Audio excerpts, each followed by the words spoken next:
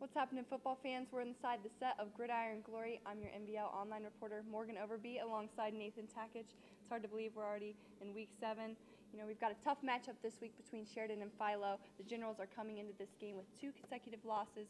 Nathan, talk a little bit about this game and what it means for the Generals. Well, it's a big game this week for Sheridan and their playoff hopes. You know, after winning the first 4 games of the season, it seemed like Sheridan was ready to make a big run for the playoffs and maybe even have an undefeated season, keeping pace with Tri-Valley.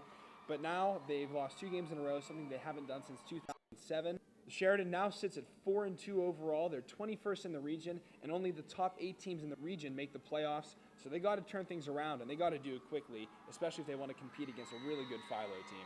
Yeah, after a disappointing early season loss to New Lex, Philo has been on the rise. They have won 3 games in a row by an average of just over 40 points, shutting out 2 of those teams. After the Generals were shut out this past week, it could be difficult for them to get their offense going against Philo. That's right. It's definitely uncharted waters for the Sheridan Generals and their offense. They haven't been shut out in the game since 2006. But expect head coach Paul Culver Jr. to rally the troops, calm everybody down. It's a home game. It's a must-win.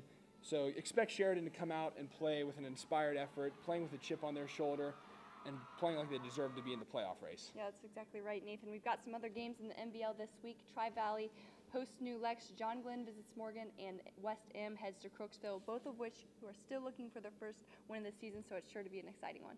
That's right, Morgan. Well, that's all the coverage we have for you this week, but be sure that you follow us on Twitter at Gridiron Glory for all your game updates, and be sure to watch our show Friday night at 11:30 on WOUB. For Morgan Overby, I'm Nathan Takich, reminding you that there's nothing better than Friday nights and Gridiron Glory.